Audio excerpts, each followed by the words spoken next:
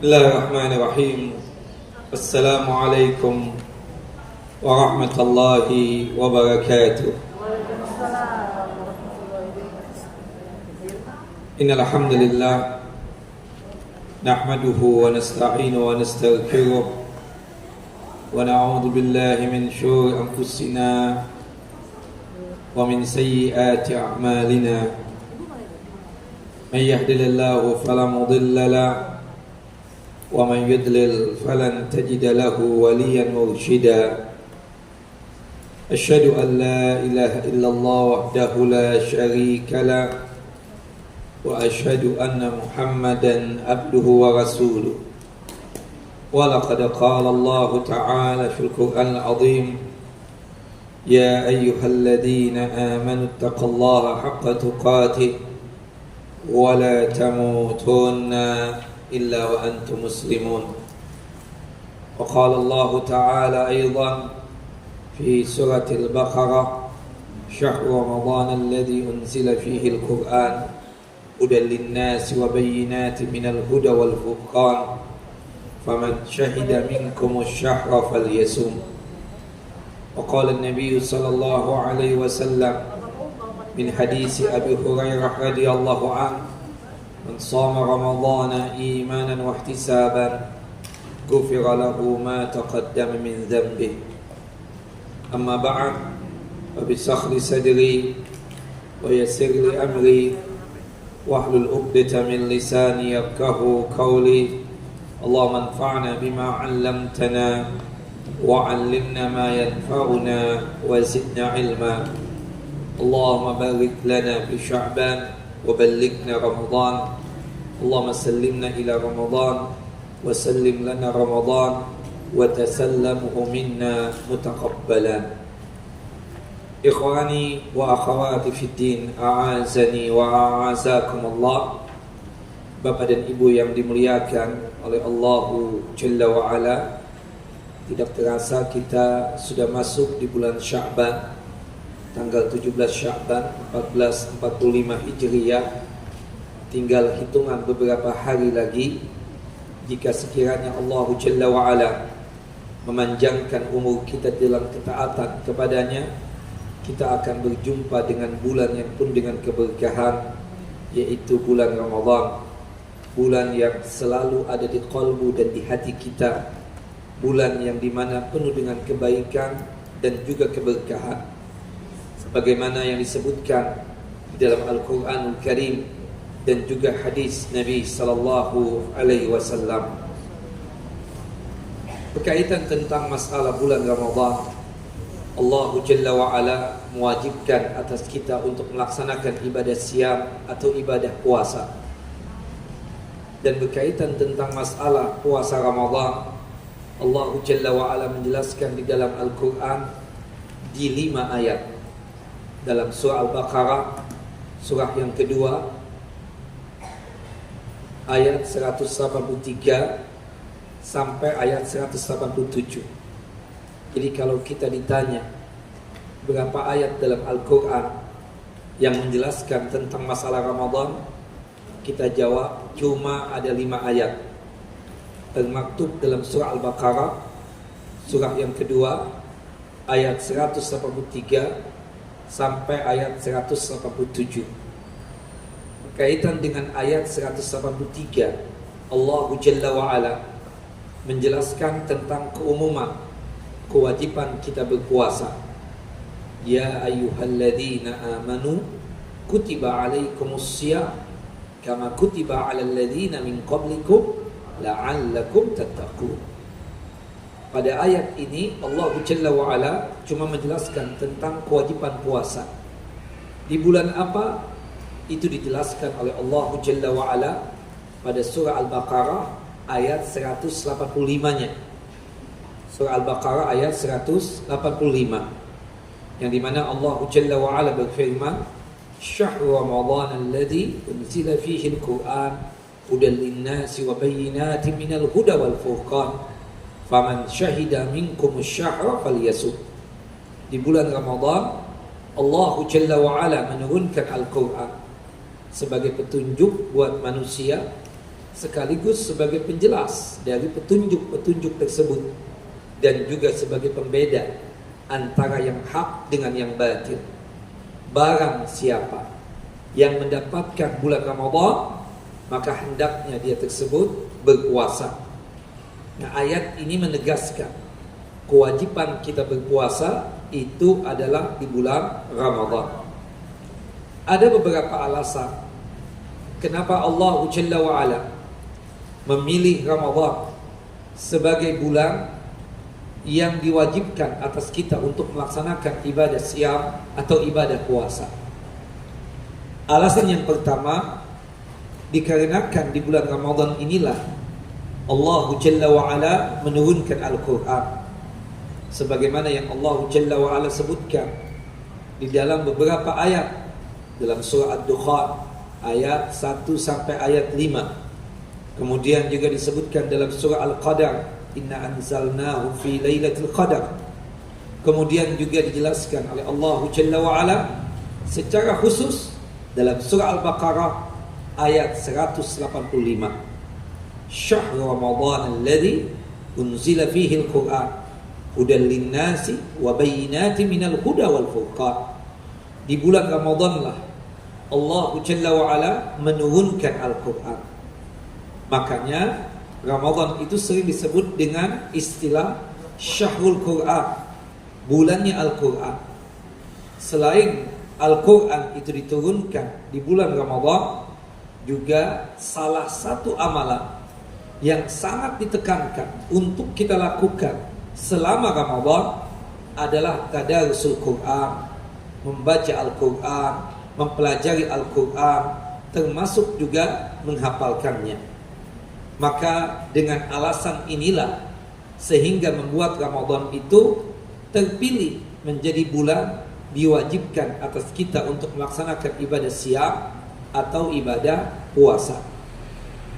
Alasan yang kedua, kenapa Ramadan yang terpilih sebagai bulan diwajibkan atas kita untuk melaksanakan ibadah siam atau ibadah puasa, dikarenakan di bulan Ramadan inilah syaitan terbelenggu.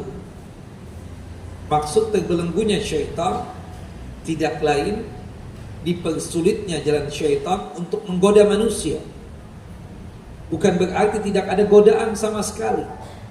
Demi Allah, syaitan itu masih beraktivitas selama di bulan Ramadan. Dan itu kita lihat secara nyata, ada di antara kita ini, ada di antara manusia ini yang masih melakukan perbuatan maksiat dan perbuatan durhaka kepada Allah Jalla wa'ala. Dan dipersulitnya jalan syaitan untuk menggoda manusia, itu kita buktikan dengan diri kita sendiri. Di bulan Ramadan atau selama Ramadan, terasa mudah kita tersebut untuk melaksanakan amal ibadah, melakukan kebaikan, melakukan ketaatan, dan terasa berat betul untuk melakukan maksiat dan melakukan perbuatan dosa. Kenapa? Karena memang jalannya syaitan untuk menggoda manusia betul-betul dipersulit oleh Allah Jalla wa'ala. Alasan kedua inilah yang membuat Allah Jalla wa'ala menjadikan Ramadan sebagai bulan diwajibkan atas kita untuk melaksanakan ibadah siam. Apa alasannya ibu-ibu? Syaitan dibelenggu di bulan Ramadan. Maksud dibelenggu dan dirantai syaitan, maksudnya apa? Dipersulitnya jalan syaitan untuk menggoda manusia. Yang ketiga dan keempat alasannya, atau dijadikan satu nggak apa-apa. Alasan yang ketiga, bulan Ramadan, selama Ramadan Allah Jalla wa'ala membuka lebar-lebar pintu surga yang berjumlah 8 dan menutup rapat-rapat pintu neraka yang berjumlah 7. Dan ini tidak didapatkan di bulan apapun selain Ramadan. Pintu surga terbuka dan pintu neraka tertutup rapat. Dan alasan keempatnya di bulan Ramadan lah atau selama Ramadan, di setiap hari Ramadan, di setiap malam Ramadan, ada di antara kita ini yang tercatat terbebas dari siksa api neraka. Nah, tentang yang kedua, ketiga, dan keempat ini berdasarkan hadis dari Abu Hurairah radhiyallahu anhu. Qala Rasulullah sallallahu alaihi wasallam.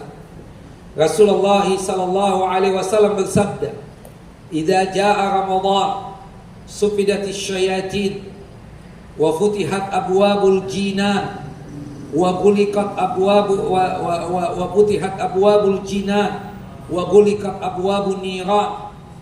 Apabila telah datang bulan Ramadan, maka syaitan-syaitan dibelenggu, syaitan-syaitan dirantai. Maksudnya apa? Dipersulitnya jalan syaitan untuk menggoda manusia. Pintu surga terbuka lebar. Pintu surga berjumlah berapa, ibu-ibu? 8. Kemudian pintu neraka tertutup rapat, berjumlah berapa? 7. Fayunadi munadi. Kemudian ada yang memanggil kita, ya baghiyal khair, wahai hamba-hamba yang suka melaksanakan kebaikan, wahai hamba-hamba yang suka melaksanakan ketaatan, akbir, terimalah Ramadan ini dengan penuh sukacita. Jadikanlah Ramadan ini untuk menabung pahala sebanyak-banyaknya.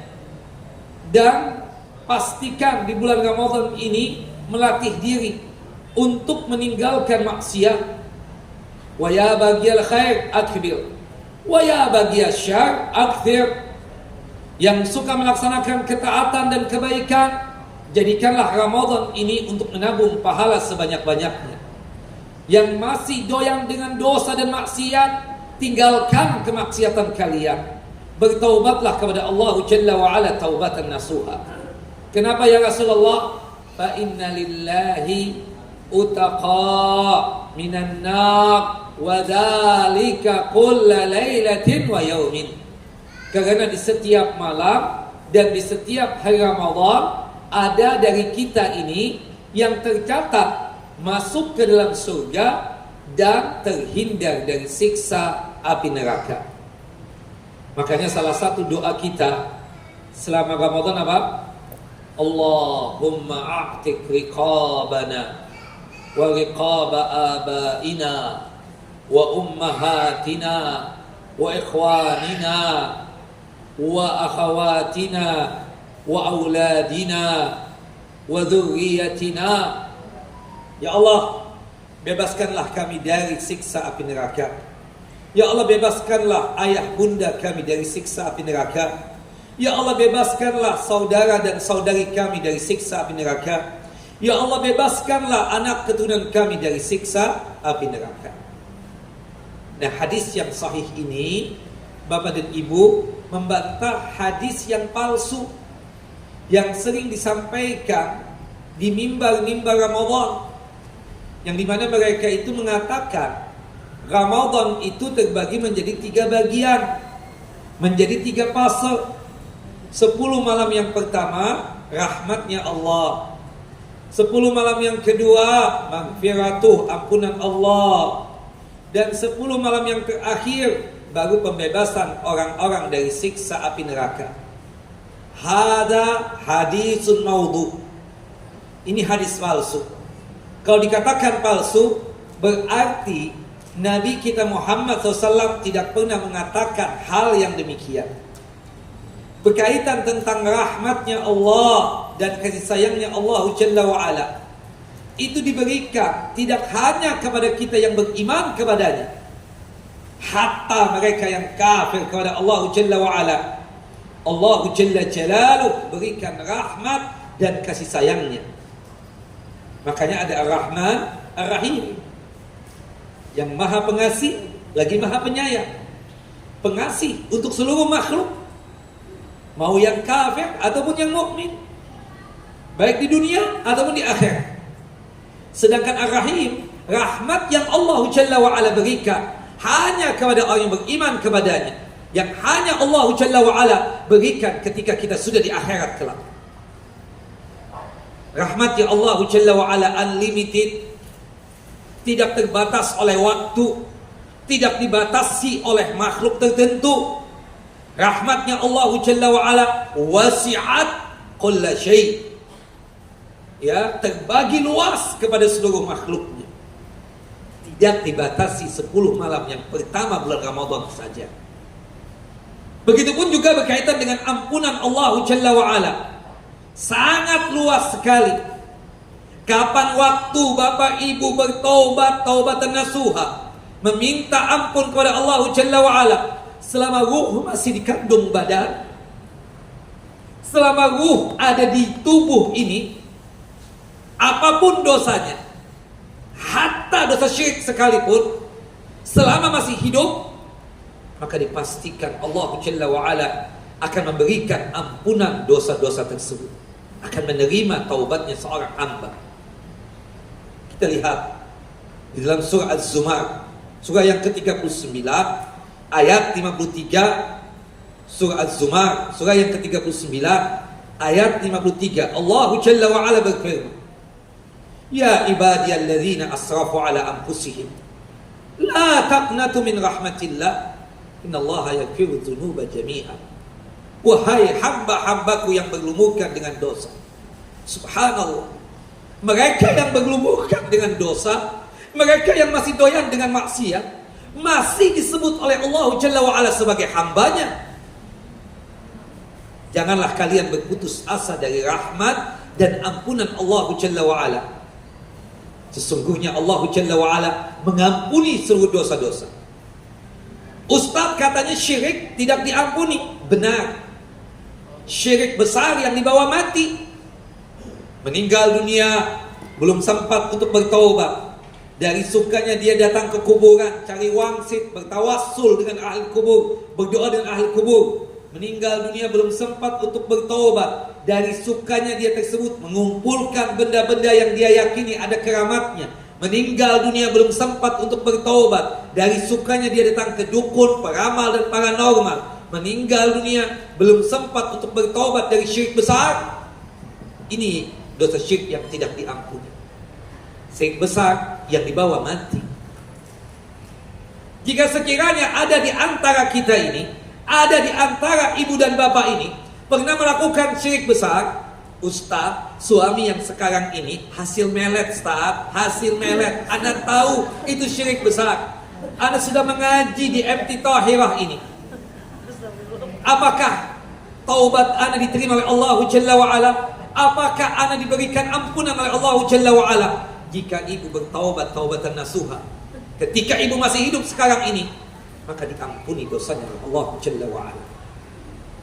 Kata Nabi kita Muhammad sallallahu alaihi wasallam di dalam satu hadis yang sahih, innallaha yaqbal taubatal abdi ma lam yughargir. Sesungguhnya Allah Jalla wa'ala selalu menerima taubatnya seorang hamba selama ruh masih dikandung badan.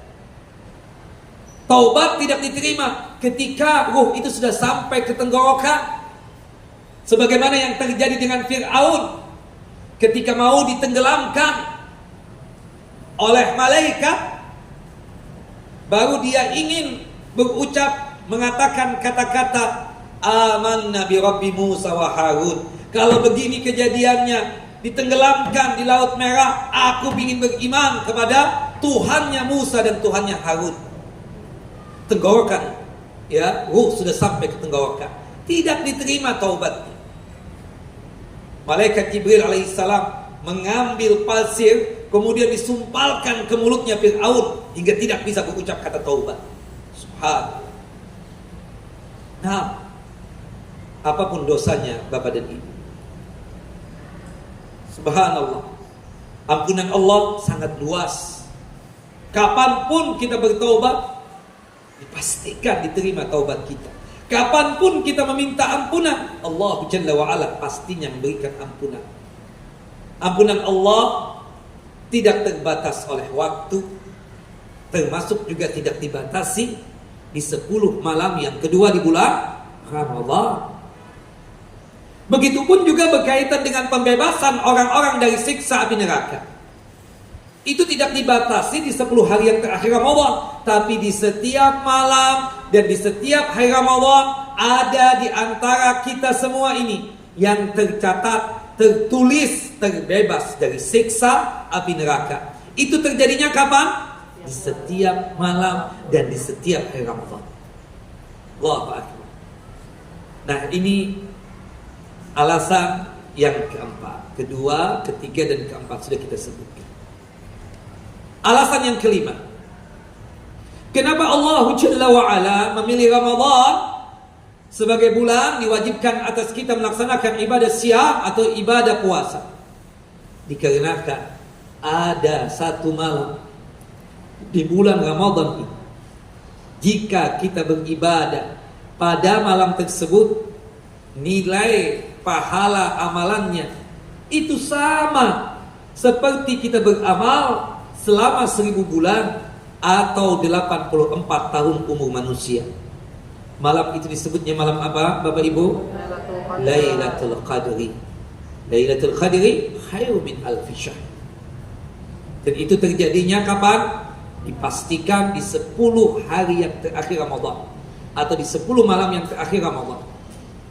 Artinya Bapak dan Ibu, jika kita di 10 malam yang terakhir beramal, beribadah tanpa memperdulikan apakah ini malam ganjil ataukah malam genap, kita beribadahnya tulus ikhlas, kita beribadahnya sesuai dengan tuntunan dan ajaran Nabi, menurut Bapak dan Ibu, dapat enggak Lailatul Qadar itu? Dapat.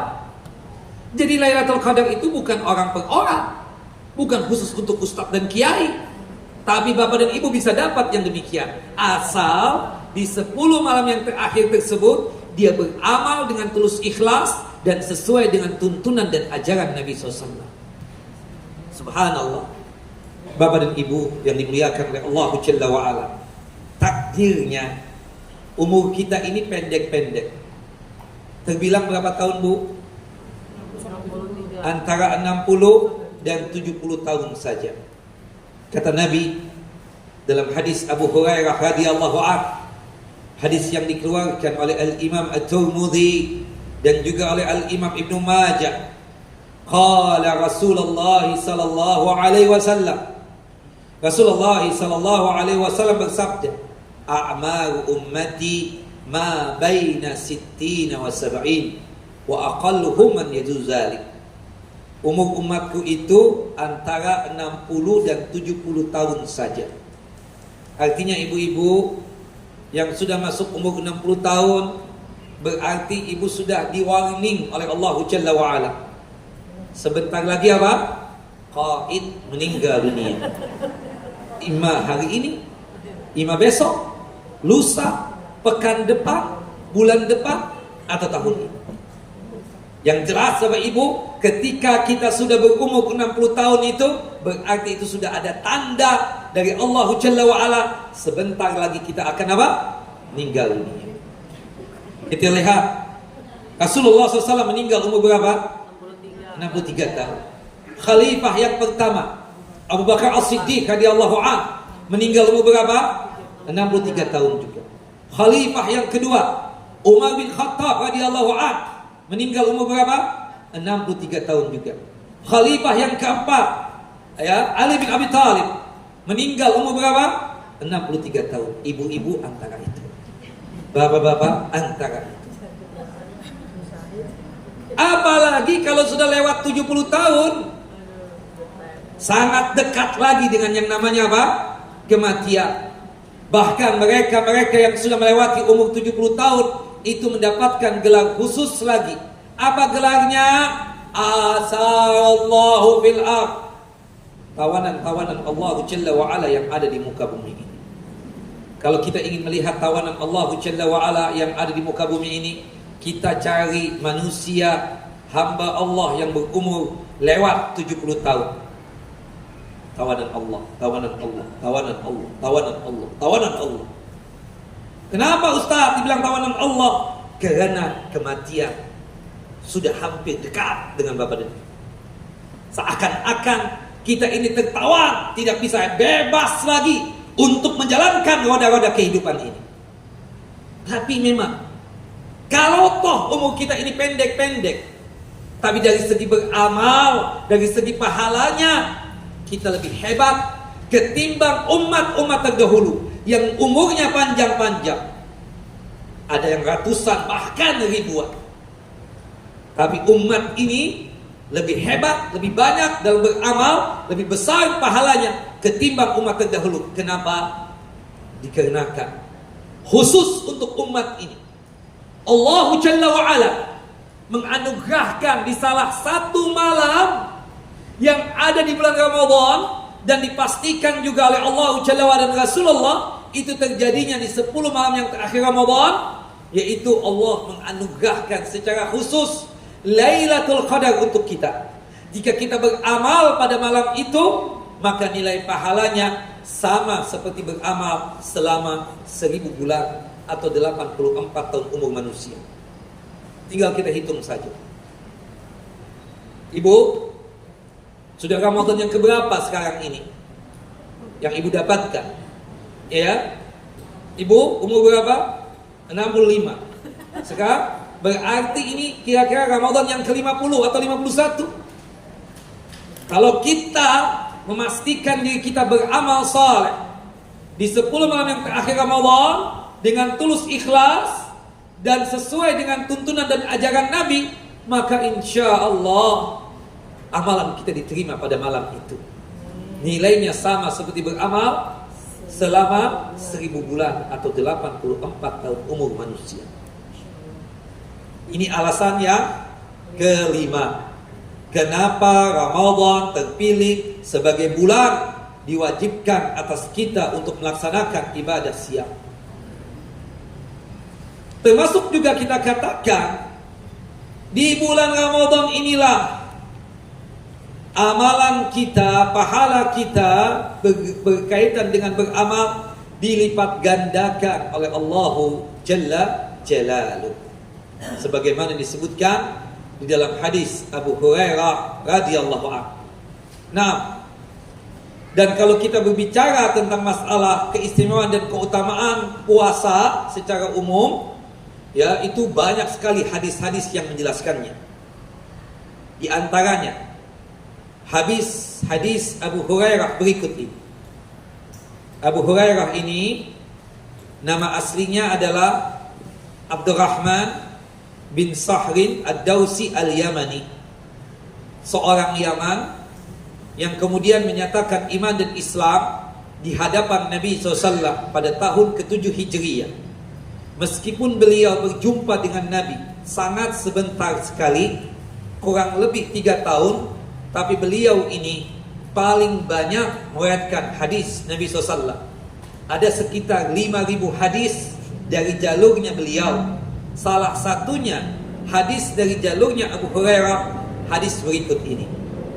Anna Rasulullah sallallahu alaihi wasallam qala, bahwasanya Rasulullah sallallahu alaihi wasallam bersabda, kullu amal ibni adama yudha'afu al-hasanatu asyru amsalha ila 700 dhi'fin. Setiap amalan anak Adam, setiap amal ibadah manusia akan dilipat gandakan pahalanya. Satu kebaikan akan dibalas 10 kali lipatnya sampai 700 kali lipatan. Jadi ibu bapak beramal, anggaplah salat duha tadi, paling sedikit pahala yang kita dapatkan berapa?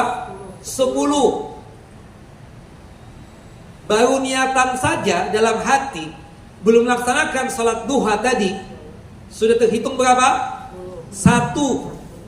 Ketika kita amalkan, kita kerjakan salat duha 2 rakaat misalnya, paling sedikitnya pahala yang kita dapatkan berapa Bapak? 10. Dan itu bisa dilipat gandakan sampai 700 kali lipat. Allahu Akbar. Ini saking baiknya Allah dan sayangnya Allah kepada kita semua. Untuk masalah amal ibadah dilipat gandakan. Beda dengan dosa. Kalau dosa, satu maksiat, nilainya cuma 1 dosa. Satu perbuatan durhaka kepada Allah Jalla wa'ala, sama dengannya cuma 1 dosa. Tapi kalau kita beramal, beribadah sekedar ibu-ibu pakai hijab sekarang ini, paling sedikit pahala yang ibu dapatkan 10, dan itu bisa dilipat gandakan oleh Allah Jalla wa'ala sampai berapa? 700. Illa shaum, qala Allah Azza wa Jalla, Allah yang maha perkasa lagi maha mulia berfirman, illa shaum, kecuali ibadah puasa. Ibadah puasa pahalanya lebih daripada 700 tadi itu. Fa innahu li wa ana ajzi bihi. Ya, kata Allah Jalla wa Ala, kecuali puasa, karena puasa itu untukku dan aku sendiri yang akan membalas pahalanya. Kenapa ya Rabb? Kenapa sampai pahala puasa itu luar biasa banyaknya? Yada'u syahwatahu wa ta'amahu min ajli. Dia meninggalkan syahwatnya, istrinya yang sah di siang hari dia tidak mau gauli, dikarenakan dia sedang apa? Berpuasa. Dia tidak mau makan, tidak mau minum di siang Ramadan, dikarenakan siapa? Dia tinggalkan makan dan minum, dikarenakan aku, kata Allah, dikarenakan Allah Jalla wa Ala. Lis-shaimi farhatan, untuk orang berpuasa itu 2 kesenangan, 2 kebahagiaan. Farhatun inda fitrihi, berbahagia ketika berbuka puasa. Wa farhatun inda liqa'i rabbih, dan gembira serta senang ketika berjumpa dengan Rabbnya, dengan Allah Jalla wa Ala. Wala khulufu fihi atyabu 'indallahi min rihil misk. Sungguh bau mulut yang berpuasa lebih harum di sisi Allah Jalla wa Ala daripada minyak kasturi. Di akhirat kelak, bukan di dunia ini. Kalau bapak dan ibu berpuasa, tidak makan, tidak minum, maka dipastikan sesuatu yang keluar dari manapun dari tubuh kita pasti bau. Keluar dari bagian bawah, kubul dan dubur, bau tidak Bapak Ibu? Pasti bau. Nggak ada yang tidak bau. Termasuk juga kalau kita nggak makan, nggak minum, keluar sesuatu yang dari perut ini, dari mulut, bau. Tidak bau itu nanti di akhirat kelak. Maka oleh sebab itu, ketika kita merasa ada aroma yang tidak sedap yang keluar dari mulut kita, hatta lagi berpuasa, maka bersiwaklah, kata Nabi. Ya, gosok gigi dengan odol, jelas ya. Pakai pewangi mulut atau obat pewangi mulut itu. Jangan dibiarkan apa? Bau mulut. Tanpa sadar kita menzolimi orang lain, bukan begitu? Dengan bau mulut. Apalagi ibu-ibu, perempuan ini kan jenis makhluk yang sempurna. Pastikan tidak bau ketek dan bau badan, termasuk bau mulut. Cantik, tinggi semampai, tapi bau ketek dan bau mulut, siapa juga yang senang laki-laki dengan dia? Ya, jelas? Begitupun juga bapak-bapak. Jaga penampilan, pastikan hilang bau badan, pastikan hilang bau ketek, termasuk bau mulut. Terutama pada saat kita berpuasa. Ustadz, emang boleh ketika kita berpuasa gosok gigi dengan odol? Boleh. Dan itu bagian daripada bersiwak. Dan sunnah bersiwak itu di setiap keadaan dan di setiap waktu. Waktunya kapan saja, pagi, siang, sore, malam. Keadaannya baik keadaan kita berpuasa ataupun tidak berpuasa. Rasulullah kalau merasa ada aroma yang tidak sedap yang keluar dari mulut beliau, Rasulullah apa? Bersegera untuk bersiwak. Salah satunya ketika beliau ingin berjumpa dengan istri dan anak-anak beliau, ketika mau masuk ke rumah, ketika Ibunda Aisyah ya ditanya oleh seorang tabi'in, ya, Rasulullah itu memulai dengan apa? Bada abis siwak. Mulai dengan apa? Bersiwak. Dia ingin berjumpa dengan istrinya, dengan anak-anaknya dalam kondisi yang wangi. Tidak sebagaimana yang dilakukan oleh sebagian bapak-bapak, berjumpa dengan orang lain, setengah parfum habis, badan wangi banget, aroma mulut pun hilang. Tapi ketika berjumpa dengan istrinya, bau ketek, bau badan, dan seenak. Jangan Bapak. Kita pastikan ketika kita berjumpa dengan istri kita, kita lebih wangi ketimbang ketemu dengan orang lain. Subhanallah. Nah, yang membatalkan ibadah puasa itu cuma 4. Yang pertama, makan dan minum secara sengaja di siang Ramadan. Makan dan minum secara sengaja di siang Ramadan. Sengaja. Yang kedua, jima'u amda, melakukan hubungan badan atau hubungan intim di siang Ramadan secara sengaja. Melakukan hubungan intim atau jima ya secara sengaja di siang Ramadan. Yang ketiga yang membatalkan ibadah puasa, haid dan nifas. Yang kelima, al-hukan al-ghidaiyah. Yang keempat yang membatalkan ibadah puasa kita adalah al-hukan al-ghidaiyah. Suntikan-suntikan yang tujuannya untuk mengenyangkan perut, untuk menguatkan fisik. Seperti misalnya Bapak dan Ibu puasa, minta diinfus. Infus itu makanan. Maka ketika kita puasa, tidak boleh kita minta diinfus, karena itu bisa membatalkan ibadah puasa kita. Cuma 4. Adapun gosok gigi dengan odol di siang Ramadan, gak ada masalah. Dan saya yakin betul di antara ibu-ibu tidak ada kan yang makan odol. Kalau sengaja iya batal. Tapi kalau bilang, itu kan gak sengaja, gak batal. Ya, jadi kita ketika merasa ada aroma yang tidak sedap yang keluar dari mulut kita, bersegera bersiwak, bersegera gosok gigi dengan odol, hilangkan bau mulut kita. Jelas Bapak Ibu? Jangan sampai kita zalim kepada orang lain dikarenakan ada aroma yang tidak sedap yang keluar dari mulut kita. Nah, cuma 4 ini saja. Muntah secara sengaja gimana Ustaz? Tidak batal. Karena dalam kaidah membatalkan puasa, apa yang masuk ke tenggorokan, bukan apa yang keluar dari mulut. Kita nggak enak banget Ustaz, harus dimuntahkan secara sengaja. Muntahkan. Kan bukankah ada hadisnya yang mengatakan, man istaqa'a amdan falyaqdi. Barang siapa yang muntah secara sengaja, maka hendaknya dia mengqadha puasanya. Artinya batal Ustaz. Itu hadis dhaif. Bukan sabda Nabi sallallahu alaihi wasallam. Yang membatalkan ibadah puasa cuma apa? Ada 4 tadi. Makan dan minum di siang Ramadan secara sengaja, melakukan hubungan intim di siang Ramadan secara sengaja, melakukan hubungan suami istri di siang Ramadan secara sengaja, kemudian haid dan nifas, kemudian suntikan-suntikan yang tujuannya untuk mengenyangkan perut. Kalau vaksin boleh enggak?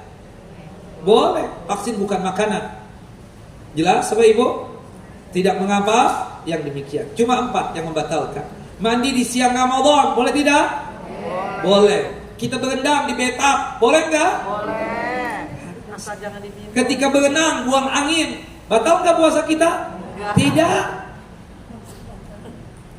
Meskipun masuk air di bagian tubuh kita Ustaz, meskipun yang masuk ke mulut baru batal. Jelas ya? Wallahu a'lam bishawab. Nah, taib. Nah, termasuk tadi bau mulut kita tersebut itu wangi di sisi Allah Jalla wa Ala, itu di akhirat kelak lebih wangi daripada apa? Minyak wangi yang terbuat dari hewan jenis kijang. Namanya apa? Misik. Ya, minyak misik. Hadis sahih dikeluarkan oleh Al-Imam Al-Bukhari dalam kitab sahih beliau pada nomor hadis 78, dan hadis dikeluarkan oleh Al-Imam Muslim dalam kitab sahih beliau pada nomor hadis 1151. Kita bahas hadis ini. Ya, disebutkan di antara hadis yang menerangkan tentang keutamaan puasa adalah hadis ini yang kita bacakan tadi. Kata Al-Hafidz Ibnu Rajab rahimahullah rahmatan wasi'ah, Nabi Muhammad SAW mengatakan, semua amal saleh dilipat gandakan pahalanya 10 kali lipatnya sampai 700 kali lipat kecuali puasa. Kenapa? Karena pelipat gandaan pahala puasa tidak dibatasi dengan jumlah tersebut. Dikarenakan Allah Jalla wa'ala yang langsung melipat gandakannya dengan lipatan ganda yang banyak tanpa batasan bilangan tertentu. Kenapa? Karena puasa ini menggabungkan 3 kesabaran. Kenapa? Sabar ada berapa? Masih ingat ke Bapak Ibu? Ada 3. Sabar yang pertama, sabar dalam ketaatan kepada Allah. Yang kedua Ibu, sabar meninggalkan maksiat. Yang ketiga, sabar ketika mendapatkan musibah atau ujian. Ibadah siap, ibadah puasa menggabungkan 3 kesabaran ini. Kita diperintahkan oleh Allah Jalla wa'ala berpuasa. Kemudian kita berpuasa, berarti kita menjalankan apa? Ketaatan kepada Allah Jalla wa'ala. Sabar kita menjalankan puasanya. Bukan begitu? Dengan kita berpuasa, sangat mudah tidak kita meninggalkan maksiat? Sangat mudah. Subhanallah, ibu-ibu yang biasa bikin kajian lagi setelah kajian, ya, yang dimana duduknya di pojokan.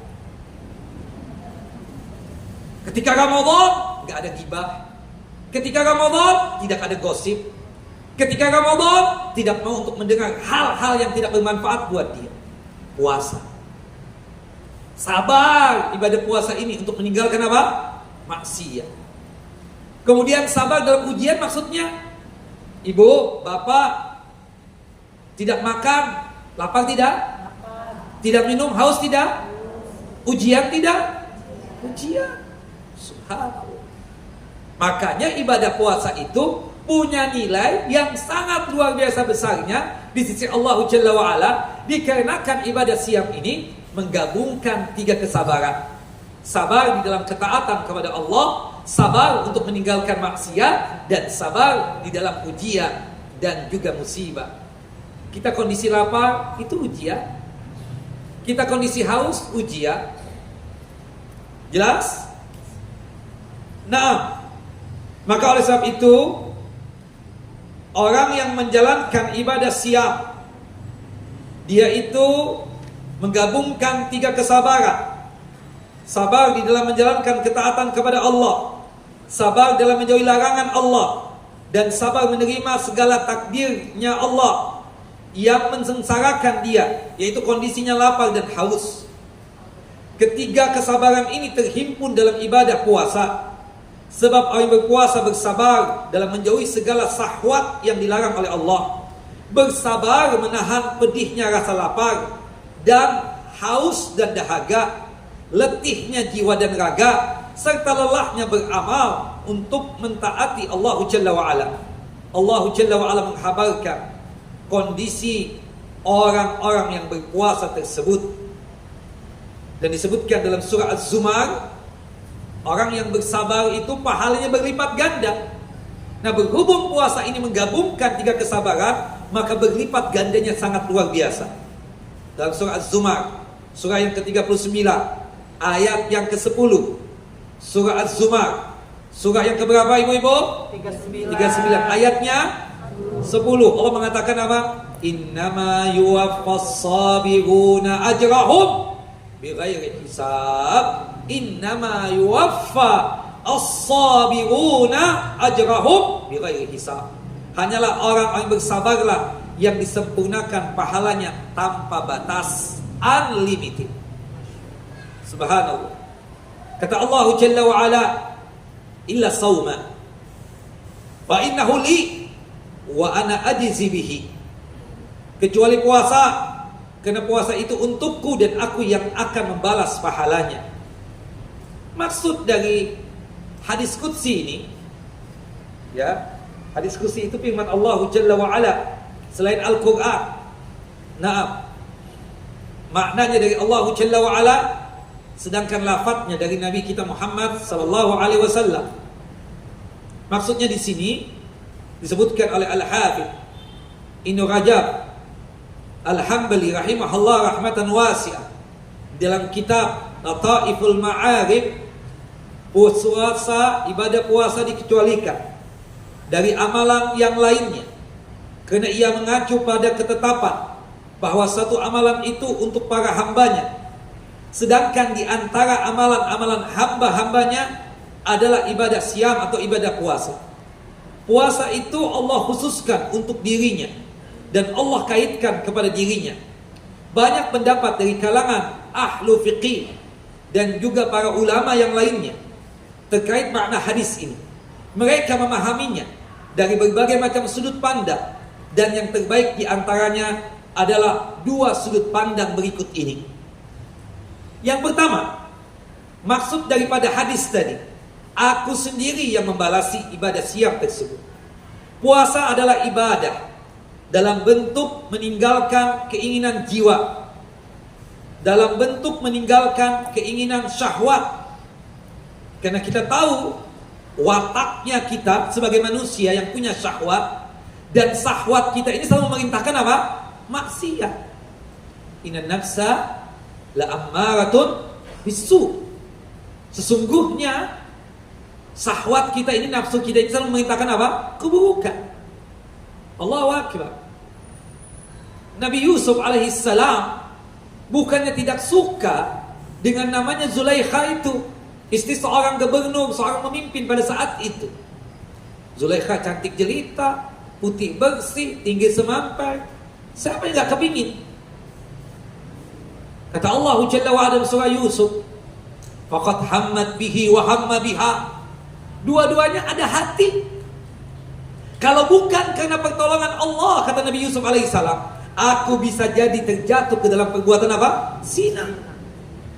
Tapi karena pertolongan Allah Jalla wa Ala, aku bisa menghindari godaannya Zulaikha tersebut. Inna nafsa la ammaratun bisu. Sungguhnya nafsu ini selalu memerintahkan apa? Keburukan. Nah, dengan kita berpuasa, Allahu Akbar, ini betul-betul bisa mencegah kita ini untuk melakukan perbuatan maksiat. Seakan-akan nafsu kita itu tertahan. Bukan begitu? Ketika misalnya di antara ibu-ibu ingin melakukan dan menjalankan madhabnya. Madhab wanita itu apa, Bu? Sebagaimana yang Allah sebutkan dalam surah Al-Hujurat ayat 10 sampai 12 itu ya. Gibah, apalagi nyinyir, hina orang, dagangan orang lah dihinakan. Subhanallah, badannya lah yang dihinakan. Jangan big size dia. Apaan ini? Jelas, Bu? Nah, gak boleh ya. Tapi ketika ibu puasa, ada gibah, Bu? Ada dikit ya. Subhanallah, gak banyak lagi. Ada kata ibu dikit. Subhanallah. Tapi kan subhanallah bisa menahan yang demikian. Maka oleh sebab itu syahwat itu betul-betul apa? Terkendali. Istri kita halal, suami kita halal. Berhubung kita puasa, kita bisa mengendalikan diri tidak? Subhanallah. Makanya tidak dianjurkan tuh kawin di bulan puasa. Takut gak kuat. Boleh tetapi kawin di bulan puasa boleh aja, tapi menunjukkan kebakhilan dia kan. Karena kalau bulan puasa kan gak nyediain makanan. Puasa halal. Ya, artinya kawin di bulan puasa, di bulan Ramadan halal. Bukan tidak halal. Tapi dikhawatirkan, rentan takut terjadi sesuatu yang tidak diinginkan. Melakukan hubungan suami istri di siang Ramadan. Tapi subhanallah, karena kita puasa, syahwat ini melemah. Nafsu ini apa? Melemah. Subhanallah. Dia tersebut apa? Tidak kuat lagi syahwatnya. Volumenya itu berkurang. Makanya anak muda yang gak ada fulus, yang belum bisa kawin, karena kalau kawin gak ada fulus boleh gak? Gak ada. Boleh aja kalau ibu mau. Tapi jangan sampai curhat nanti. Hukumnya apa? Makruh. Laki-laki ini gak punya nafkah lahiriah. Kalau bahasa saya lebih jelas, gak ada fulus, gak ada kerjaan, kawin, itu hukumnya apa? Makruh. Berdasarkan sabda Nabi Di dalam hadis Abdullah ibnu Mas'ud radhiyallahu an, hadis yang dikeluarkan oleh Al-Imam Al-Bukhari, ya ma'syarasy syabab man istata'a minkumul ba'a falyatazawwaj fa innahu aghaddu lil basar wa ahsanul faraj. Wahai para pemuda, siapapun di antara kalian ini yang sudah punya kemampuan secara ba'ah itu kemampuan secara apa? Lahiriah, bisa memberikan nafkah kepada anak istrinya. Kalau bahasa lebih jelas, ada kerjaan, ada fulus untuk memberikan nafkah kepada anak istrinya. Menikahlah, kata Nabi. Karena dengan menikah sanggup untuk menjaga pandangan ini, agar jangan sampai pandangan mata ini ditempatkan di tempat yang haram. Dengan menikah sanggup untuk menjaga syahwat ini, agar syahwat ini ditempatkan di tempat yang halal. Tapi di ujungnya apa, Bu? Rasul mengatakan, fa illam yastati, yang enggak punya fulus, yang enggak punya pekerjaan, yang enggak punya kemampuan memberikan nafkah kepada istrinya, disuruhkan untuk apa? Fa alaihi bis-shaum, hendaknya berpuasa. Makanya nih, ibu-ibu atau juga kakak-kakak, kalau ada laki-laki yang melamar meskipun ibu sudah kepicut banget, sudah falling in love-nya kelas dalam banget, tapi dia tidak ada pekerjaan, silahkan, jangan salahkan orang nanti kalau terima. Jelas? Tanya pekerjaannya apa dong? Enggak, ibu cuma sekedar status sosial aja kan? Udah nikah. 3 bulan cerai.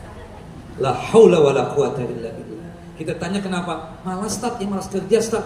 Nah kemarin ibu ngomong dipuji terus tuh kayak pangeran besar aja. Sekarang ibu mencaci maki dia. Sekarang kita sudah ngomong, Bu dia gak ada kerjaan.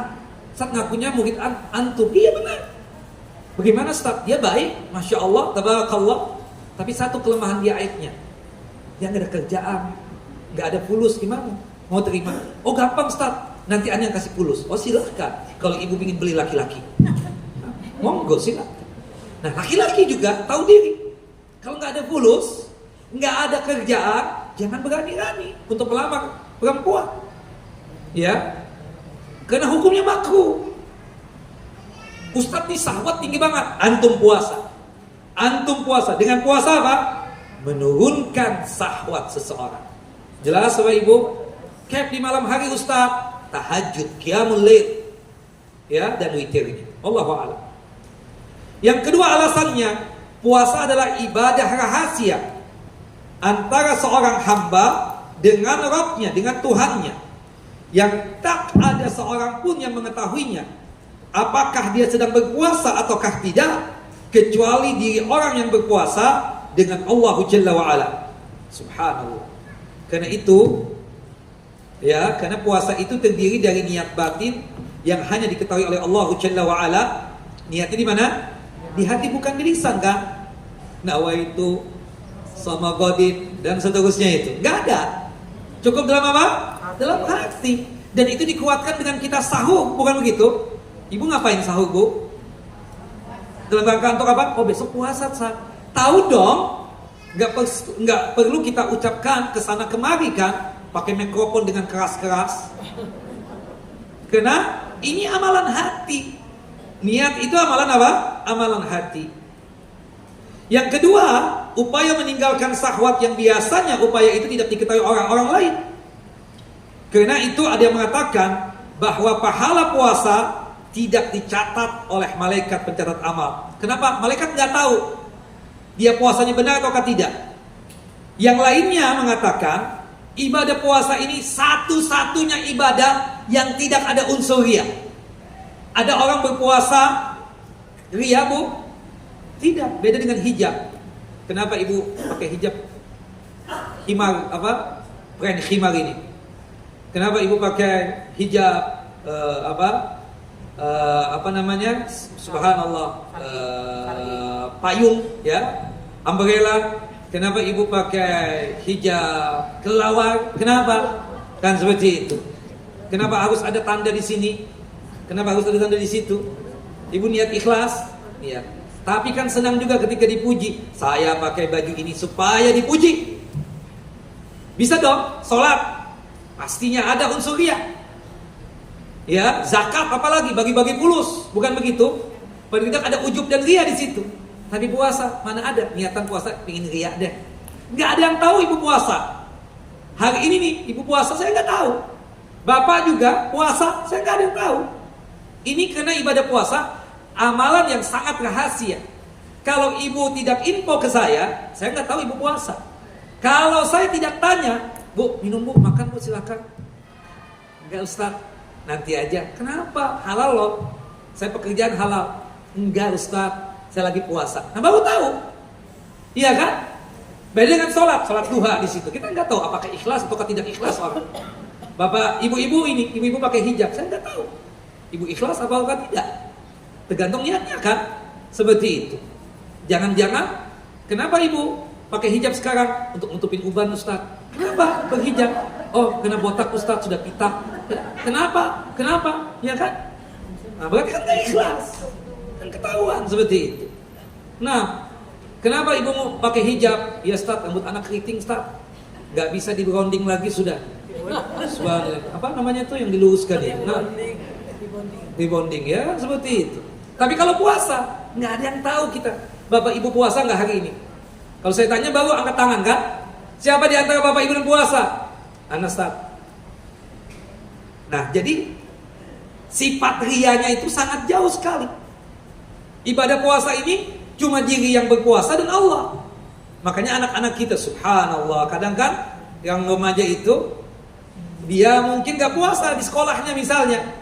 Tadi makan di kantin, tapi ketika di rumah main sinetron. Puasa, apa banget mah. Padahal sudah makan 3 piring tadi. Gak ada yang tahu. Subhanallah. Makanya Allah mengatakan apa? Likulli amalin kafaratun was-saumu li wa ana ajzi bihi. Setiap amalan itu ada penebus dosanya. Sementara puasa adalah untukku dan aku yang akan memberikan ganjaran. Al-Hafidz Ibnu Rajab rahimahullah rahmatan wasi'ah mengatakan, pengecualian dalam hadis ini dalam hal penebusan dosa dengan amal-amal saleh. Pendapat yang terbaik dalam hal ini apa yang dikatakan oleh Al-Imam Sufyan bin Uyainah. Beliau berkata, ini merupakan hadis yang sangat luar biasa baiknya dan sangat bijak sekali. Kenapa? Pada hari kiamat kelak Allah Jalla wa Ala akan menghisap hamba-hambanya, sedangkan hamba-hambanya tersebut harus mengembalikan hak-hak orang lain yang telah dia zalimi ketika hidup di dunia, hingga tidak ada lagi yang tersisa setelah itu dari semua amalannya selain puasa. Bapak Ibu, kadang kan di antara kita ini nggak terjaga lisan. Kadang di antara kita ini tidak terjaga fisik kita, tahu-tahu zalim kepada orang lain. Betapa banyaknya setiap hari lisan kita ini bertutur kata tentang orang lain. Betapa banyaknya juga jari jemari kita ini memposting sesuatu yang gak layak, yang ujung-ujungnya menyakiti orang lain, dan itu adalah kezaliman. Belum lagi yang secara terang-terangan mengambil harta orang, itu jelas kezaliman. Nanti ketika dia di padang mahsyar bisa menjadi manusia yang bangkrut. Dia sholat, pahala sholatnya diambil oleh orang yang dia zalimi. Dia berzakat sedekah, pahala zakat dan sedekahnya bisa jadi diambil oleh orang yang pernah dia zalimi. Dia berumrah, dia berhaji, bisa jadi pahala ibadah hajinya, pahala ibadah umrahnya diambil oleh orang yang telah dia zalimi tadi. Kecuali puasa. Satu-satunya ibadah yang terjaga, yang dijaga oleh Allah Jalla wa Ala, yang pahalanya tidak bisa diambil oleh orang yang terzalimi sekalipun, itu ibadah apa? Ibadah puasa. Karena Allah mengatakan, wa ana ajizi bihi, aku sendiri yang membalasnya, dan balasan Allah sangat luar biasa. Arti Allah juga membalasi, artinya Allah menjaga. Hatta orang yang kita zalimi sekalipun tidak bisa mengambil pahala ibadah siam kita atau ibadah puasa kita. Allahu Akbar. Ini hebatnya apa? Ibadah puasa. Kemudian Allah Jalla wa Ala menanggung sisa dari hak orang yang zalimi itu dan memasukkan dia ke surga dengan pahala puasanya. Oh, Ustaz, kalau sekiranya kita masih ada zalim, di situ Allah Jalla wa Ala berjanji kepada kita, berhubung kita puasa, Allah yang akan memenuhi hak-hak dari orang yang pernah kita apa? Zalimi tadi. Allahu Akbar. Dan itu disebutkan oleh Al-Imam Al-Baihaqi dalam kitab Syu'bul Iman dan juga perawi yang lain. Dengan demikian maksudnya puasa adalah milik Allah, sehingga orang lain tidak bisa mengambil pahala puasanya, tapi pahala puasanya tersimpan untuk pelakunya di sisi Allah Jalla wa'ala. Nah, kemudian Nabi kita Muhammad SAW melanjutkan hadis. Orang yang berpuasa mempunyai dua kegembiraan, dua kesenangan. Kegembiraan yang pertama saat berbuka puasa. Allahu Akbar.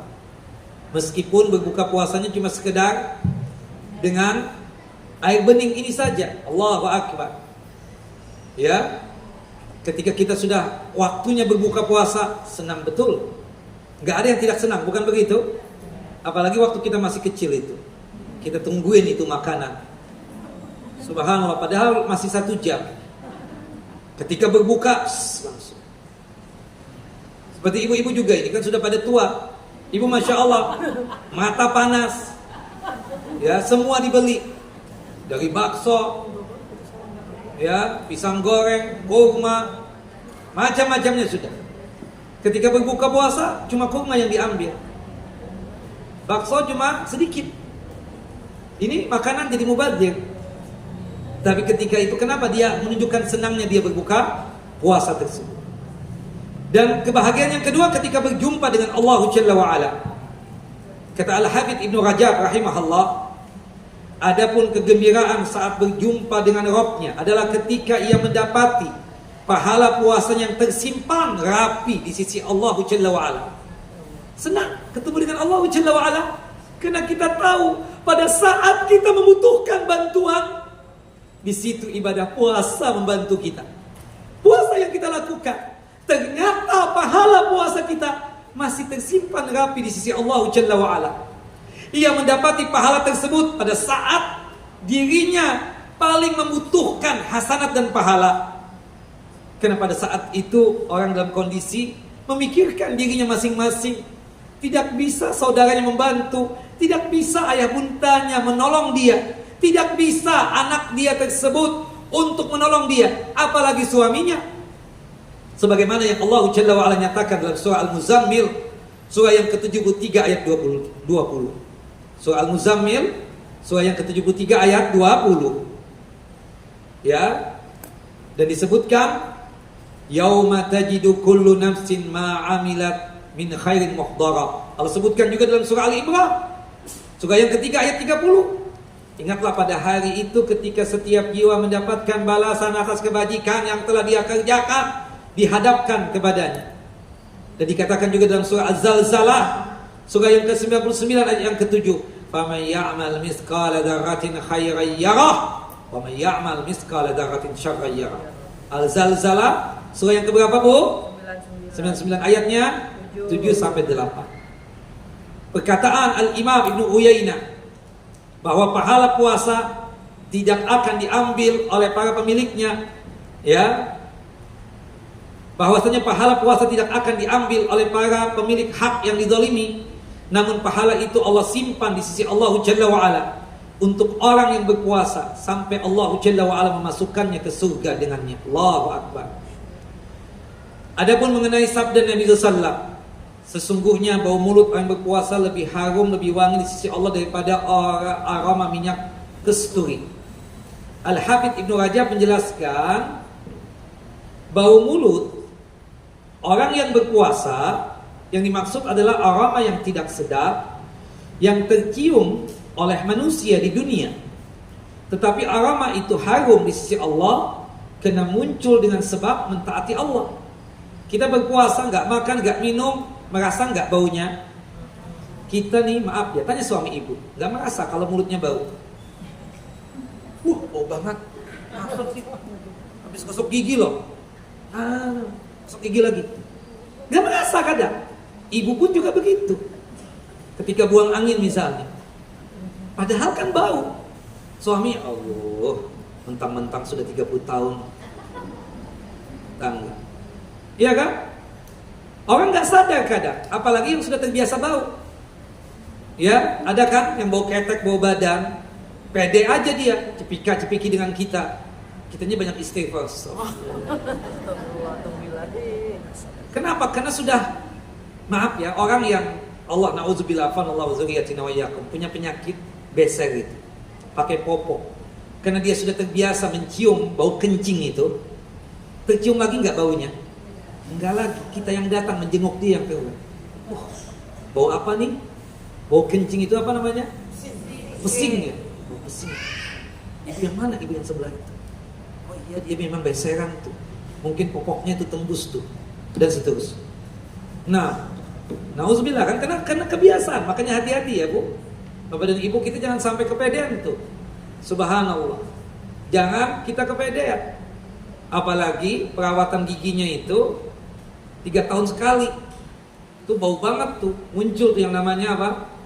Kerang-kerang gigi itu bikin bau mulut. Apalagi ditambah dengan puasa. Nah tapi bau mulut yang keluar dari orang puasa itu kena ketaatan dia. Makanya di sisi Allah aromanya apa? Sedap dan wangi. Di yaumil akhirat kelak, di hari akhirat kelak. Seperti halnya darah orang yang mati syahid yang datang mengalir pada hari kiamat. Warnanya seperti warna darah, sedangkan aromanya seperti apa? Aroma minyak kasturi. Wangi semerbak. Nah, sehubungan dengan harumnya bau mulut orang yang berpuasa di sisi Allah, dalam hal ini ada 2 makna atau 2 penjelasan. Penjelasan yang pertama, puasa merupakan ibadah rahasia antara seorang hamba dengan Tuhannya di dunia, yang kemudian Allah Azza wa Jalla tampakkan kelak di akhirat secara terang-terangan di hadapan seluruh makhluk, agar para pelaku puasa menjadi masyhur dan terkenal dan dikenali dengan sebab puasa mereka di tengah manusia, sebagai balasan atas tersembunyinya puasa mereka di dunia. Kemudian makna yang kedua atau penjelasan yang kedua maksud dari hadis tadi, barang siapa yang beribadah hanya kepada Allah, mentaati Allah dan berharap ridhonya di dunia dengan suatu amal soleh, sedangkan amal soleh tersebut menimbulkan efek yang tidak menyenangkan bagi jiwa orang yang melakukannya di dunia, maka efek-efek tidak menyenangkan itu tidak dibenci oleh Allah Jalla wa'ala, bahkan disukai oleh Allah Jalla wa'ala, dinyatakan harum di sisinya. Bau mulut kita jelas merasakan gak enak. Kitanya pribadi ini yang punya aroma bau gak enak, apalagi orang lain.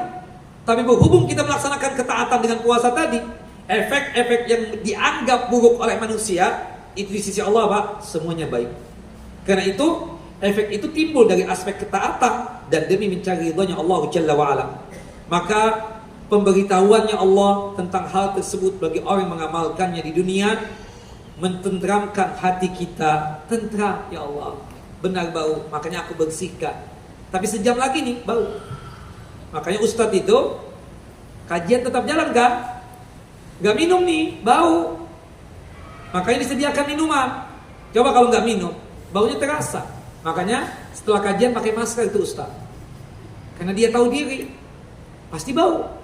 Banyak ngomong nih, puasa banyak ngomong. Pasti apa Bu? Bau. Coba Ibu kesini nanti. Pasti bau. Allahu a'lam bishawab. Makanya subhanallah, kenapa perlu minum? Ya untuk menghilangkan bau mulut tadi itu. Ya seperti. Tapi kalau kondisi berpuasa tetap kajian. Kenapa sih Ustaz nggak 2 jam? Biasanya 2 jam. Kok cuma 1 jam atau 1 jam setengah? Ini nggak enak sudah mulut. Wallahu a'lam bishawab. Nah, kenapa? Puasa. Wallahu a'lam bishawab. Baik, ini yang kita sampaikan ya berkaitan tentang hadis tentang masalah puasa. Nah, kemudian ada hadis lain nih berkaitan tentang larangan kita untuk berpuasa 2 hari ya sebelum Ramadan. Ya, terlarang yang demikian. La taqaddamu Ramadan bisawmi yawmin aw yawmaini. Janganlah kalian tersebut melakukan puasa 2 hari atau 1 hari sebelum Ramadan, kecuali seseorang yang memang terbiasa apa? Puasa. Berpuasa. Ya, yang terbiasa berpuasa nggak ada masalah. Rasulullah itu paling banyak puasa di bulan apa? Di bulan Sya'ban ini. Kenapa? Karena bulan Sya'ban ini adalah bulan diangkatnya amal ibadah kita. Jadi pengangkatan amal ibadah kita itu terbagi menjadi dua. Ada yang pekanan, ada yang tahunan. Yang pekanan kapan? Senin, Kemis. Yang tahunan bulan Sya'ban. Makanya ketika ditanya oleh Usama bin Zaid bin Haritsah radhiyallahu anhuma bahwasannya, atau ditanya oleh ayahnya Zaid bin Haritsah bahwasannya, kenapa antum puasa di bulan Sya'ban ini ya Rasulullah? Kenapa? Dikarenakan di bulan Sya'ban ini amal ibadah kita diangkat oleh Allah atau dihadapkan di hadapan Allah, dan aku ingin ketika amal ibadahku diangkat ke hadapan Allah, aku dalam kondisi berpuasa. Alasan yang kedua kenapa berpuasa, banyak berpuasa sunnah di bulan Sya'ban, ini warming up, pemanasan. Kayak bapak-bapak ingin main bola itu, kalau langsung main bola sakit badan, ujung-ujungnya apa? Kerokan. Ada yang patah tulang juga, cepat capek. Tapi kalau kita pemanasan di bulan Sya'ban ini, maka ketika masuk Ramadan, gampang kita mengerjakan ibadah puasa kita. Karena sudah warming up, sudah pemanasan di bulan apa? Di bulan Sya'ban ini. Jelas ya? Maka oleh sebab itu, berpuasalah, kita berpuasa sunnah di bulan Sya'ban ini. Tapi 2 hari sebelum Ramadan, pastikan tidak. Tidak berpuasa lagi. Kecuali bagi mereka yang memang sudah berpuasa tahunan. Ibu puasa Senin Kemis, Bu? Iya, saya sudah menjalankan ini 25 tahun, Ustaz. Bapak, saya puasa Nabi Daud, Ustaz. Saya sudah menjalankan ini 40 tahun sudah. Nah, karena kebiasaan tadi, gak apa-apa dia 2 hari sebelum Ramadan sekalipun berpuasa. Karena memang sudah kebiasaan. Tapi kalau kita memang baru mulainya bulan Sya'ban, gak boleh tuh untuk puasa sunnahnya. Ya kan? Kita gak tahu nih, nanti puasa itu perkiraan Senin apa Selasa? Senin apa Selasa? Yakin? Selasa. Bisa jadi Selasa ya. Artinya kalau misalnya Selasa, ada di antara kita yang terbiasa berpuasa Senin Kemis sudah 30 tahun atau lebih daripada itu, gak apa-apa puasa. Tapi kalau kita misalnya ya, kita katakan baru berpuasanya di bulan Sya'ban ini, ketika 2 hari sebelum Ramadan, pastikan berhenti. Jangan puasa ya. Wallahu a'lam bissawab. Wallahu a'lam bissawab.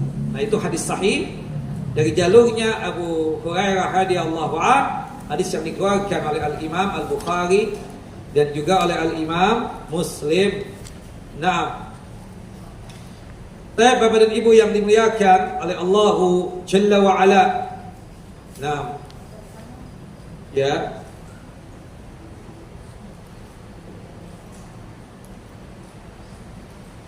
Baik.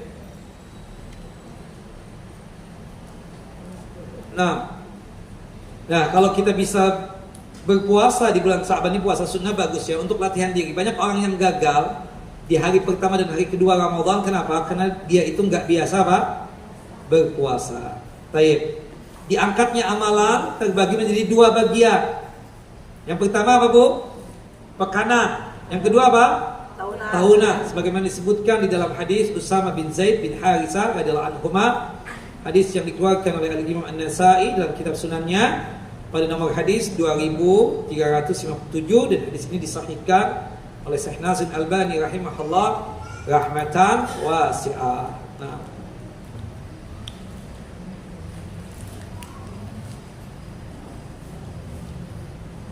Ustaz, apakah benar amalan berikut ini? Sebelum Ramadan tiba ada padusan. Padusan apa? Mandi khusus. Ada nyekar juga Ustaz? Gak ada. Tidak ada mandi khusus seperti mandi wajib ya kan, untuk menyambut Ramadan. Tidak ada ya. Jelas Ibu-ibu? Tidak juga mengkhususkan nyekar ya, baik sebelum Ramadan ataupun pas waktu Idul Fitri. Mengkhususkan di hari Jumat juga tidak ada. Boleh kita ke kuburan ya, boleh ziarah kubur, tapi niatnya apa? Untuk mengingat mati.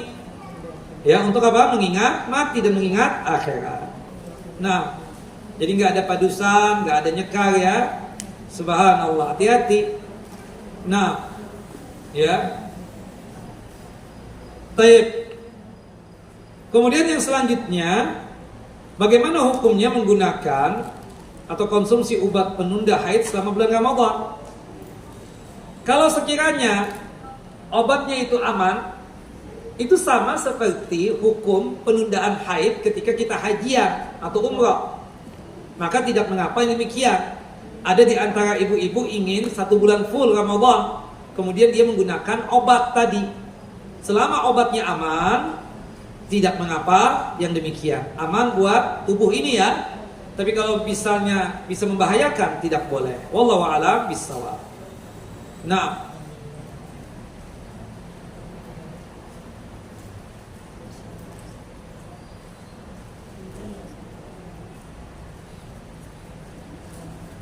jadi boleh ya untuk menunda haid dalam rangka untuk berpuasa 1 bulan full. Nah,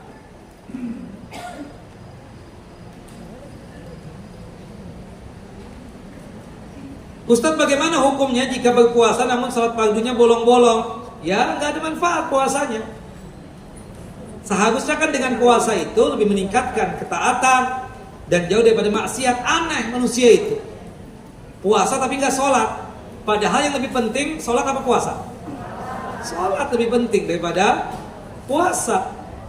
Ibadah sholat itu lebih banyak ketimbang ibadah puasa. Wallahu a'lam bishawab.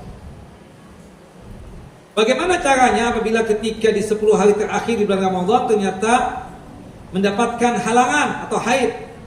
Apakah saya masih bisa mendapatkan Lailatul Qadar? Iya. Ibu-ibu, perempuan haid dan nifas yang tidak boleh kan cuma 5. Pertama sholat, yang kedua puasa, yang ketiga tawaf, yang keempat hubungan intim, hubungan suami istri, yang kelima ditalak atau dicerai. Baca Quran masih boleh nggak? Boleh.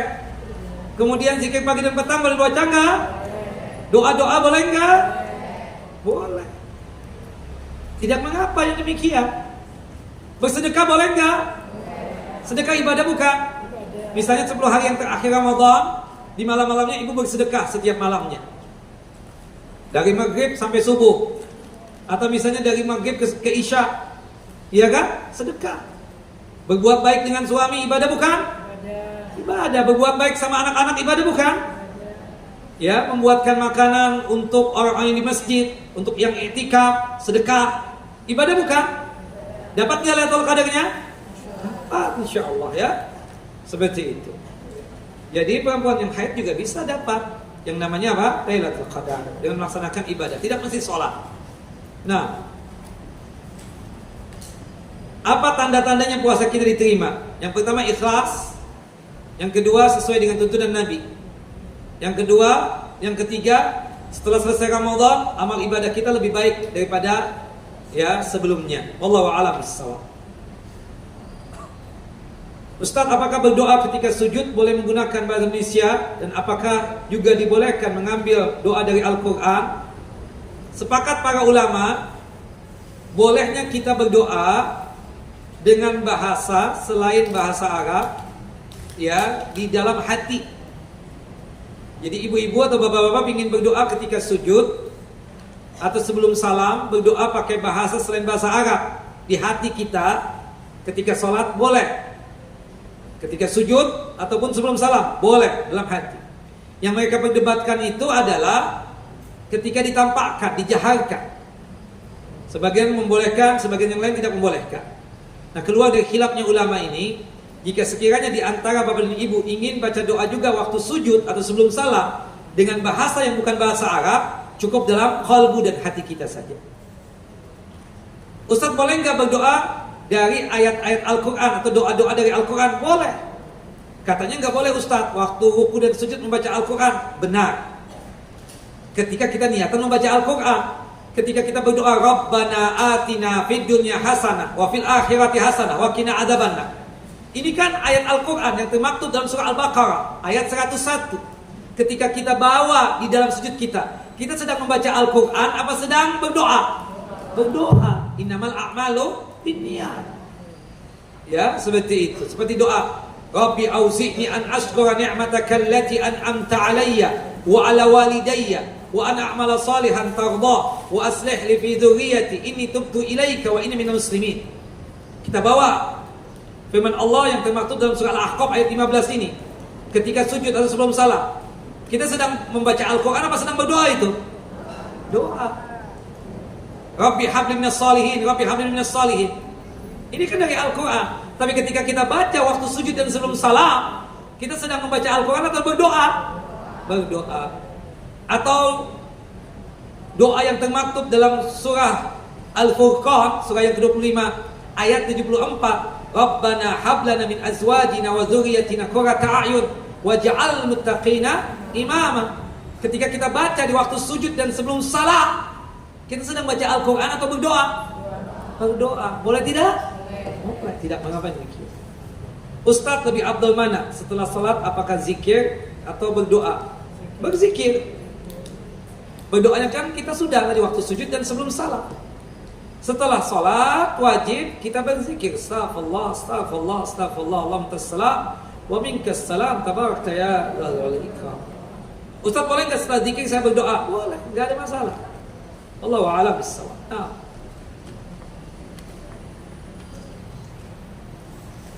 Apa hukumnya pengobatan akupuntur? Halal. Iya kan? Pakai jarum itu kan? Dan itu disetujui oleh medis kan? Nggak ada unsur haram kan di situ? Nggak ada, halal.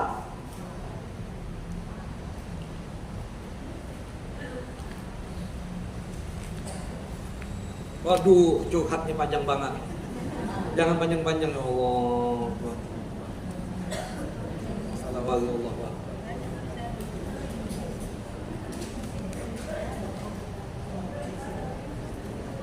Ustaz, bersalaman-salaman, mohon maaf, antara teman lebih afdal mana?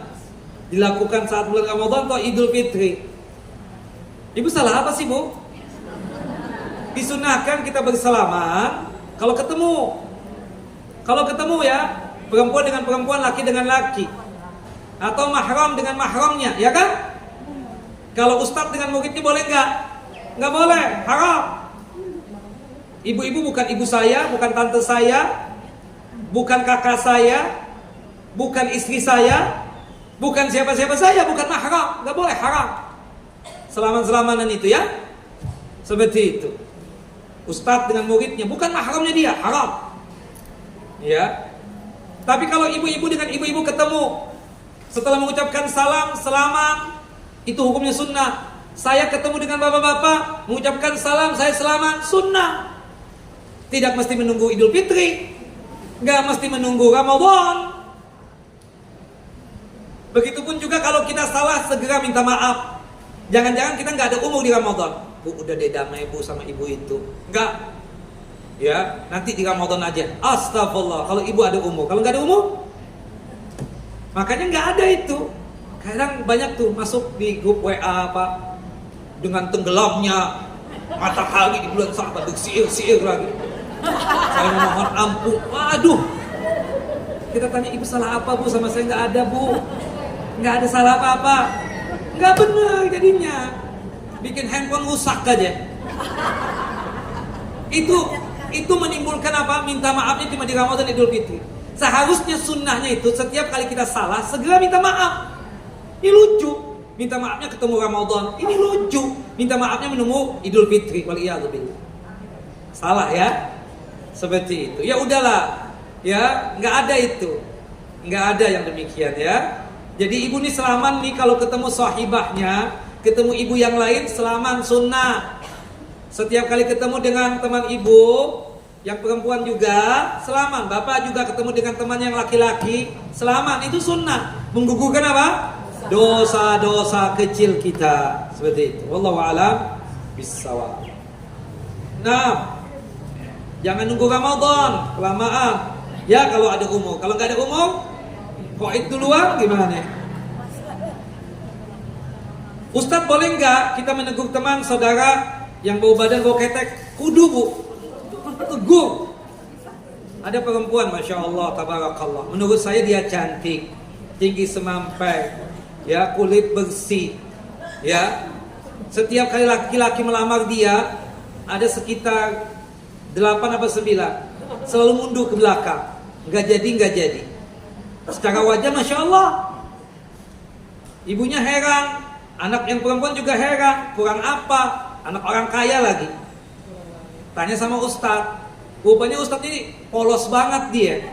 Ibu boleh nggak aku jujur? Boleh, silakan Ustaz. Maaf ibu, anak ibu, kenapa laki-laki kok mundur, gak mau mengawini dia?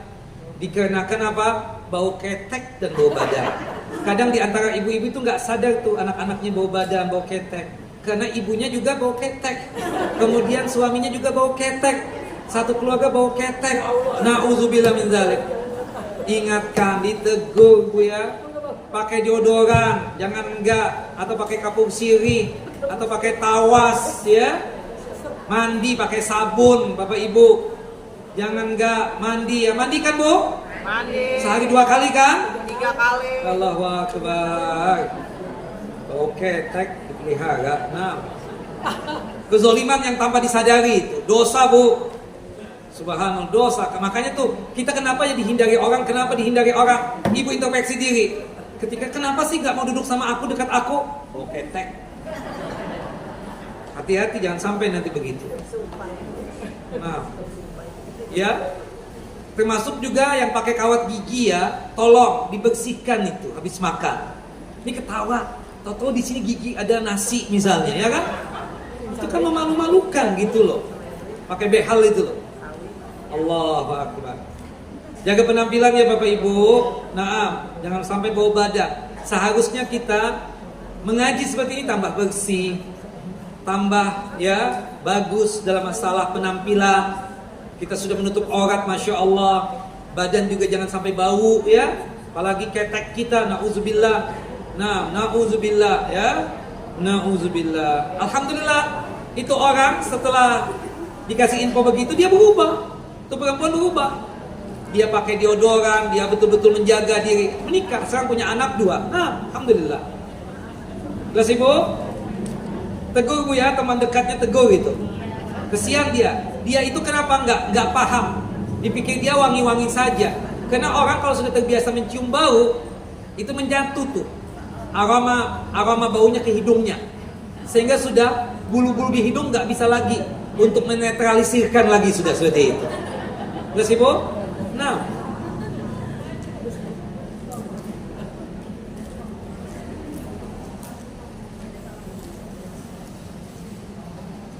Ustaz, ada seseorang berhutang dengan saya sejumlah uang. Lalu orang itu tidak bisa dihubungi kurang lebih 4 tahun. Nah, saya tidak tahu ini kemana dia. Apakah utang dia tersebut boleh kita jadikan sebagai uang zakat? Jika dia memang mustahikus zakat, termasuk yang memang berhak menerima zakat, fakir, miskin, atau terlilit hutang, boleh. Ya, teman kita nih, kita tahu teman kita itu fakir, miskin. Dia hutang sama kita 5 juta. Kebetulan tahun ini kita berzakat ya 100 juta. Ya udah, Sat, boleh nggak dipotong ke 5 juta supaya kesian tuh teman, nggak tahu lagi dia nggak bisa bayar juga kayaknya. Boleh, tidak mengapa yang demikian. Wallahu a'lam bissawab. Cukup ya? Sudah jam 11 ya, cukup. 1 jam setengah cukup ya? Ada pertanyaan lain? Nah, Ibu sih enak dengar doang ya. Ramadan ada kajian nggak? Ustaz maunya bagaimana nanti? Oh ada dong, saya sih mau. Siap. Ada kajian ya Bu, jangan malas. Ini kan daripada Ibu malas-malas gitu kan. Ada kajian aja Ramadan ya. Siap. Tayyib, barakallahu fikum. Wa sallallahu nabiyana Muhammad wa ala ali Muhammad kama shallaita ala Ibrahim wa ala ali Ibrahim innaka Hamidun Majid. Allahumma barik ala Muhammad wa ala ali Muhammad kama barakta ala Ibrahim wa ala ali Ibrahim innaka Hamidun Majid. Kita tutup kajian kita dengan masing-masing kita membaca doa kafaratul majlis. Subhanakallahumma wa bihamdika asyhadu an la ilaha illa anta astaghfiruka wa atubu ilaik. Assalamualaikum warahmatullahi wabarakatuh.